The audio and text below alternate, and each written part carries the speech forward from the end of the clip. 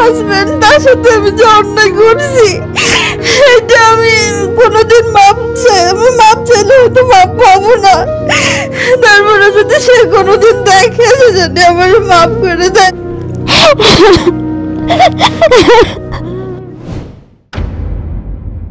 আমার নাম নওরিন, আমি বসুন্ধরা এরিয়া থেকে এসেছি। আমি মাস্টার্স কমপ্লিট করেছি 2014 সালে। ইন্টার পরীক্ষা দেই। ইন্টারমিডিয়েট কমপ্লিট করার পর একজন চাকরিজীবী সে আমাকে পছন্দ করে এবং আমাকে প্রস্তাব দেয়। তখন আমি বললাম তাহলে আমার পারিবারিকভাবে আসতে হবে, আমি কোনো সম্পর্ক করব না। তো প্রস্তাব দেওয়ার এক পর্যায়ে তার সাথে আমি কথা বলে জানতে পারি তাদের বাড়িটা হচ্ছে গ্রামে, একটু মফস্বল। তো তখন আমি বললাম আমি ছোটোবেলা থেকে শহরে মানুষ, তো আমি তার সাথে অ্যাডজাস্ট করতে হয়তো পারবো না। তখন সে বলল না, আমি তো তোমাকে নিয়ে দূরে থাকবো, চাকরি করব, আমি আমার বাড়ি থাকবো না। সে প্রথমে আমাকে কনভিন্স করে এবং কনভিন্স করার পর আমার ফ্যামিলিকে প্রস্তাব দেয়। সে তার ফ্যামিলিকেও কনভিন্স করলো এভাবে যে আমাকে ছাড়া সে বিয়ে করবে না। তার ফ্যামিলি রাজি হয়ে গেছে যে হ্যাঁ ঠিক আছে আমরা এটা মেনে নিব। ঠিক হওয়ার পরে আমার বাবা বলে যে আমার মেয়েকে আমি মাস্টার্স কমপ্লিট করাতে চাই, আমার মেয়ে আমার বাসায় থাকবে, আপনারা যদি চান আমরা জাস্ট বিয়েটা দিয়ে দেবো আজকে। তারা সব ডিলে রাজি হয়। তো তারপরে হচ্ছে ওর সাথে আমার বিয়েটা হয়ে যায়। হওয়ার পরে আমি আমার বাড়ি, ওর বাড়ি, পড়াশোনা চলছে। তো সে যখন আমার বাসায় মাঝে মাঝে আসতো, তো আমার বাবা মা বলতো ঠিক আছে ও আসুক। বিয়ের কয়েকদিন পরে আমার শাশুড়ি একটু দেখতে চাইছে, আমাকে নিয়ে গেল। নিয়ে যাওয়ার পরে আমার শাশুড়ি আমাকে দেখেই তার মুখটা অন্ধকার হয়ে গেছে। বেসিক্যালি তাদের যেটা পছন্দ, তাদের ছেলে একটু ফর্সা ছিল, হ্যাঁ আমার তো একটু কালো, তো তাদের একটু সুন্দর বউ দরকার ছিল এবং অল্প বয়সী। তো এইভাবে চলতেছিল। তখন আমি যাওয়ার পরে আমার মনটা খারাপ হয়ে যায়। প্রথমত তাদের তখন অবস্থা অনেক বেশি একটা ভালো না, একতলা বিল্ডিং, মাটির রান্নাঘর, চুলা মাটির, তারপরে তারা বাথরুম ওয়াশরুম ঘরের বাইরে, কল টিপে পানি নিয়ে বাথরুমে যেতে হবে এরকম। আমি এরপর 2 দিন ওখানে থাকলাম। এরপর আমি বাসায় চলে আসলাম। তারপরে তো আমি অনার্স ফার্স্ট ইয়ার ভর্তি হয়ে গেলাম। তারপরে গেছি, হয়তো সন্ধ্যায় তার ছেলে আমাকে নিয়ে গেছে, রাত্রে থেকে পরের দিন থেকে তার পরের দিন আসছি, এভাবেই করে যাতায়াত ছিল। কিন্তু সে আমার বাসায় প্রতিদিন আসতো। তো এক পর্যায়ে কি হইলো, যখন সে তো গার্লস স্কুলে চাকরি করতো, হ্যাঁ, তো যেহেতু আমার একটু দুর্বলতা ছিল, আমার গায়ের রং একটু কালো, তা সে সুন্দর ছিল, আমি সন্দেহ করতাম সে হয়তো কারোর সাথে সম্পর্ক করবে। এটা নিয়ে তার সাথে আমার গ্যাঞ্জাম হওয়ার পরে সে এক পর্যায়ে সংসার করার জন্য সে ওই চাকরিটা ছেড়ে দিল, যে চাকরিটা আপনি চাইলেও হয়তো পাবেন না। সেই সরকারি চাকরি আপনার সন্দেহের কারণে ছেড়ে দিল? সে আমার কারণে চাকরিটা ছেড়ে দিল। মানে আমি যেটা পছন্দ করি না সে সেটা করবে না। চাকরি ছেড়ে দেওয়ার পরে ব্যবসা শুরু করলো, এরকম ভাবে চলতেছিল। তো এক পর্যায়ে এসে হলো কি, ওই সন্দেহটা আমার মধ্যে বিরাজ করে সব সময়। কারণ কি, সে সুন্দর ছেলে এসে যদি আমাকে ছেড়ে চলে যায়, মানে আমার কাছে মনে হতো যে আমি দেখতে ভালো না, তো সে আমাকে যতই ভালোবাসুক হয়তো তার ফ্যামিলি একসময় তাকে কনভিন্স করে নিয়ে যাবে, সেও কোনো সুন্দর মেয়ে দেখে পটে যাবে, ও এত সুন্দর ছেলে হয়তো আমার সাথে থাকবে না। তো এই ভয়টা আমার মনে সবসময় কাজ করতো। তো ব্যবসা বাণিজ্য করতো, তখন আমি ওকে খুব ডিস্টার্ব করতাম, ফোন দিতাম, হ্যাঁ যখন তখন ফোন দিতাম, এবং সে ফোন রিসিভও করতো। সে বিরক্ত হতো না কি যে হ্যাঁ ও এরকমই, আমি এটা মেনে নিছি, এটা নিয়ে তার কোনো কথা ছিল না। তো এভাবে চলতেছিল। পরে এই যে আমরা যে সোশ্যাল মিডিয়াগুলো ব্যবহার করি, এখানে আমার বন্ধু বান্ধবরা আছে না যারা পড়াশোনা করে, ওরা আমার নক করে, এটা ও পছন্দ করে না। তো এক পর্যায়ে গ্যাঞ্জাম হয়, আমাকে সে মানে উঠায় না নিয়ে সে বলতেছে তার বাড়ি যেয়ে থাকার কথা। তা আমি রাজি না, যে না আমি ওই পরিবেশের সাথে আমি থাকতে পারবো না। তো ওদের ফ্যামিলির সাথে আমি কোনোভাবে অ্যাডজাস্ট করতে পারতেছিলাম না, তারা আমাকে পছন্দ করে না। তো আমি যেখানে যাইতাম তারা আমাকে সেভাবে নিত না। তো ওই কর্ডিয়ালি না থাকার কারণে আমি তার ফ্যামিলি থেকে অনেক ডিস্টেন্স হয়ে যাই, এবং আমি ডে বাই ডে মানসিকভাবে খুব ভেঙে পড়ি যে হয়তো আমি এই ফ্যামিলির সাথে থাকতে পারবো না। সেই সময় আমার পরিবার থেকে দেখে কি আমাদের সমস্যাটা একটু বেশি বেড়ে যাচ্ছে, তো আমার ফ্যামিলি থেকে বললো কি একটা বাচ্চা কাচ্চা হইলে হয়তো ঠিক হয়ে যাবে সবকিছু। তো আমি বললাম কি ঠিক আছে তাহলে আমরা একটু চেষ্টা করি, ট্রাই করা হয় কিন্তু আসলে কনসেপ্টটা করে না। তো তারপরে হচ্ছে আমি ডাক্তারের কাছে যাই, ডাক্তার অনেক টেস্ট দেয়, সব করা হয়, করার পরে কিন্তু কোনো সমস্যা ধরা পড়তেছে না, কিন্তু কনসেপ্ট করতেছে না। তখন সে আমার হাজব্যান্ড একটা টেস্ট দিল, টেস্ট দেওয়ার পরে সেখানে একটু প্রবলেম পাইলো। তখন ডাক্তার বললো যে আপনি কিছুদিন মেডিসিন খেতে হবে, কস্টলি মেডিসিন, কিন্তু ঠিক হয়ে যাবে। তো আমি তাকে হাত পা ধরে অনুরোধ করলাম, বাসায় আসলো, আমি তাকে রিকোয়েস্ট করলাম যে তোমার এই সমস্যাটা কোনো সমস্যা না, কিন্তু তুমি একটু চেষ্টা করো, মানে ওষুধ খাও, ঠিক হয়ে যাবে। সে খুব জিদি ছিল, না সে চেষ্টা করবে না। আমি বাচ্চার জন্য অনেক পাগল ছিলাম, এবং আমি শুধু বাচ্চার জন্য পাগল না, আমাকে যখন যে ডাক্তারের কাছে বলছে কবিরাজ আপনার মানে যেখানে বলছেন সেখানে গেছে একটা সব বাচ্চার জন্য শুধু। তো অনেক চেষ্টা করে আমি আসলে মানে সাকসেস হতে পারি নাই।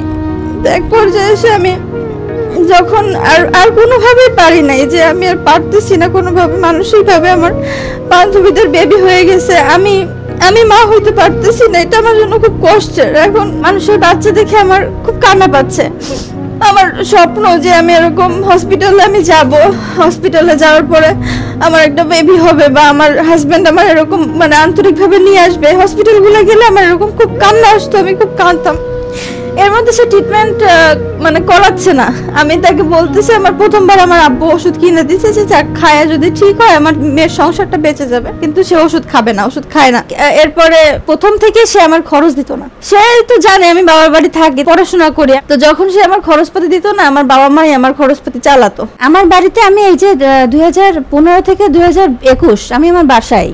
আমি এরপরে মানে এই ব্যাপারগুলো নিয়ে যখন আমি খুব ব্রোকেন, আমার হাজবেন্ডের সাথে সেই মুহূর্তে সম্পর্ক অনেক খারাপ, অনেক, যেটা আসলে অকল্পনীয়। পরে সে আমার বাসায় খুব কম আসে, আমিও তার সাথে যোগাযোগ কম করি। তো এই গ্যাপটার মধ্যে একটা ছেলের সাথে একটা যোগাযোগ হয় আমার, সে কথা বলে আমার সাথে, আমিও মাঝে মাঝে তার সাথে কথা বলি। তো এক পর্যায়ে সে আমার সাথে এত সুন্দরভাবে কথা বলে যে যাক তোমার জীবনে যা গেছে, তুমি যদি ওইটাই সেটেল হইতে পারো তো তুমি সেটেল হও, আর যদি সেটেল না হতে পারো তাহলে তুমি একটা ব্যবস্থা করো, আমি তোমার ডিভোর্স হইলেই আমি তোমার ফ্যামিলিকে প্রস্তাব দিয়ে আমি তোমাকে বিয়ে করব। এরকম সে একটা কথা আমাকে আশ্বাস দিল। এরকম আমার সাথে কথাবার্তা হতে হতে একদিনকার সে আমাকে বলল আমার মা একটু তোমাকে দেখবে। তো তার মা আমার দেখার পর তার মার আমাকে পছন্দ হয়।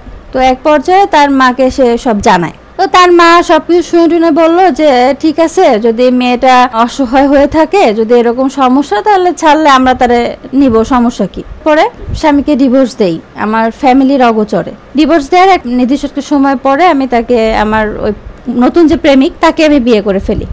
আমার ফ্যামিলি তখন জেনে গেছে যে আমার নতুন কারোর সাথে হয়তো সম্পর্ক। তখন আমার বাবা মা আমার সাথে এসে বসলো যে তোমার কার সাথে সম্পর্ক আমাকে বলো।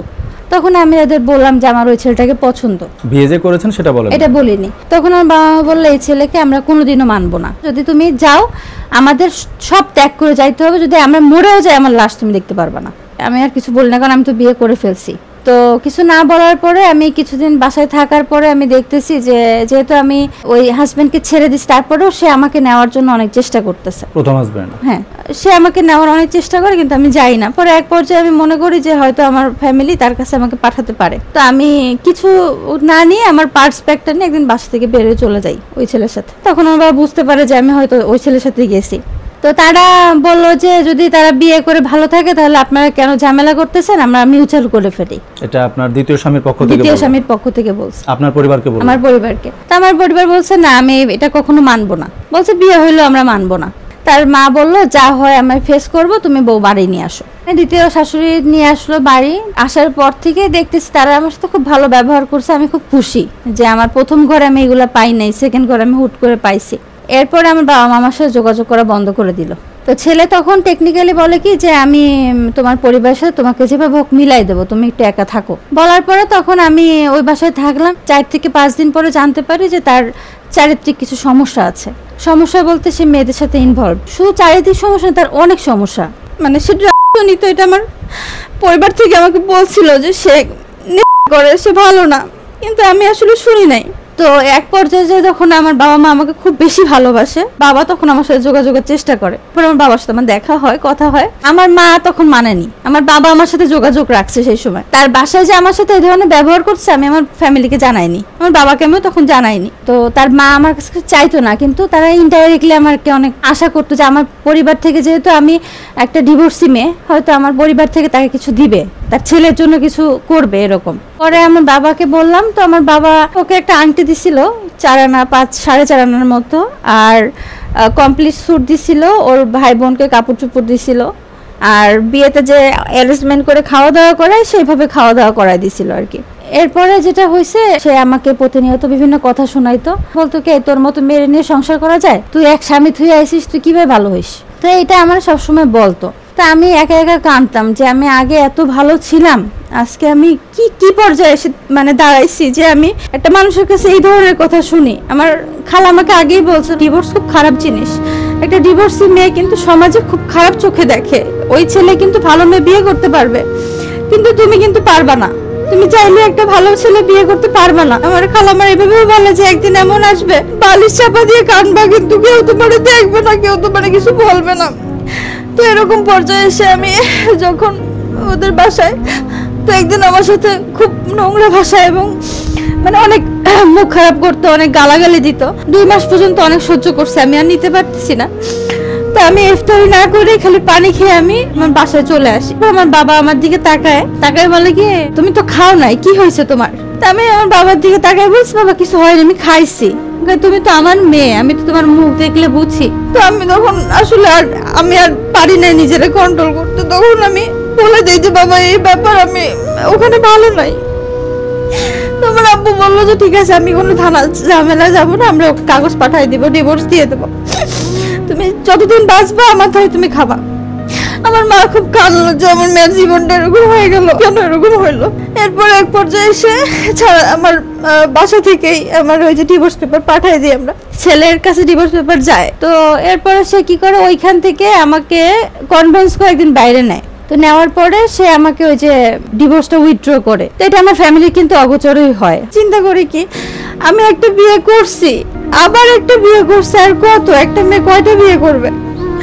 একটা মেয়ে তো 10টা বিয়ে করা সম্ভব না। আমার পরিবারে একটা রেপুটেশন আছে, আমার বাবা মা আছে, এবং সে আমাকে এত আশ্বাস দিত যে আমি খুব ভালো হয়ে যাব, আমার মতো ভালো আর কেউ হবে না। ওইভাবে আমি কিন্তু এখনো স্টিল নাও আছি যে ও হয়তো ভালো হয়ে যাবে, 2 দিন ভালো থাকে, আবার সে কিছুদিন পরে খারাপ হয়ে যায়। তো আমি তাকে স্বামী মেনে আজ পর্যন্ত এখনো আছি। সে আমাকে উঠিয়ে নেয়নি, তার কোনো পার্মানেন্ট কোনো ইনকাম নাই, সে যে আমাকে নিয়ে কোথাও রাখবে এরকম অবস্থা তার নাই। পরিস্থিতি এত খারাপ পর্যায়ে দাঁড়াইছে ভাইয়া, এখন মনে করেন এই 5 বছর আমি এভাবে ঝুলন্ত অবস্থায় আছি। মানে খুব মনে পড়ে, প্রথম স্বামী এত ভালো ছিল যে সে আমাকে এত টেক কেয়ার করতো, এত ভালোবাসতো, আমার জন্য চাকরি ছেড়ে দিল, এত কিছু করলো।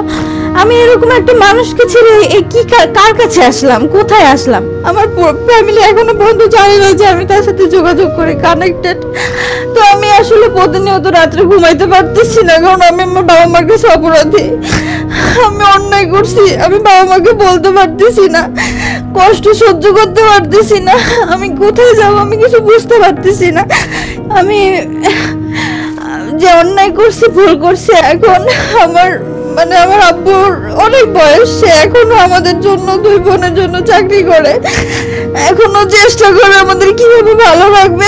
গতকালকে রাত্রে আমাকে বলতেছে যে মা, তুমি কিছু না করলে আমি সারা জীবন তোমাকে রাখবো, কিন্তু তুমি এত ডিপ্রেশনে থাকো না, তো চিন্তা করার কিছু নাই।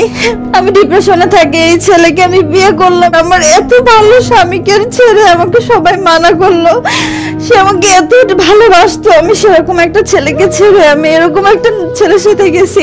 এখনো পর্যন্ত আমার বাবা মা জানে না আমি এমন সন্তান যে আমি আমার বাবা মার কাছে আসলে এখন বলতেও পারতেছি না, আমি তাদের কাছে মাপও চাইতে পারতেছি না।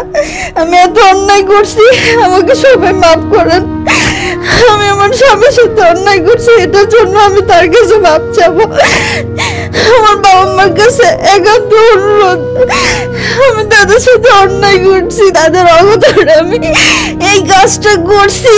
আমি আসলে এখন খুব নিরুপায়, আমি এই ব্যাপারটা কাউকে বলতে পারতেছি না, কারণ আমি এমন একটা মানসিক ডিপ্রেশনে আছি। একটা জব হলে হয়তো আমার জন্য খুব ভালো হইতো, কিন্তু আমি আসলে এরকম এখন পাচ্ছি না, এবং আমার ফ্যামিলি থেকে আমি আমি আমার বাবা মাকে মাপও চাইতে পারি না।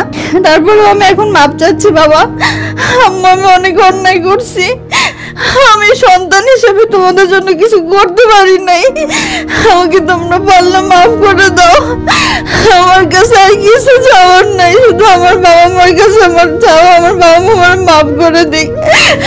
আর আমার একটা আসলে এখন এমন অবস্থা, আমার একটা চাকরি খুবই দরকার, একটা চাকরি দিয়ে কেউ হেল্প করলে আমার জন্য অনেক ভালো হয়। আমি এমন একটা চক্করে পড়ছি যেটা দিয়ে আমি আসলে কোনোভাবেই বের হতে পারতেছি না।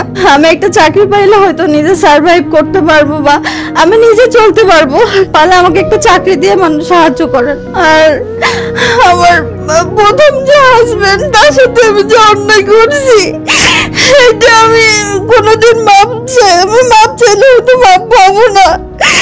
তারপরে যদি সে কোনোদিন দেখে যদি আমার মাফ করে দেয়, আমি তোমার কাছে অনুরোধ করে তুমি আমাকে মাফ করে দিও। আমি তোমার ঋণ শোধ করতে পারবো না। তুমি যে আমাকে ভালোবাসা দিছো, আমি তার সম্মান রক্ষা করতে পারি নাই। এই কারণে আজকে হয়তো আমি এই জীবনের এই পর্যায়ে এসে দাঁড়িয়েছি। না হলে আজকে হয়তো আমি ভালো কোনো জায়গায় থাকতাম। যদি তুমি এটা কখনো দেখো, আমার কথা হয়তো তুমি শুনলে বুঝতে পারো। যদি কোনোদিন দেখো, আমাকে তুমি একটু মাফ করে দিও। আমার আর কিছু চাওয়ার নেই তোমার কাছে।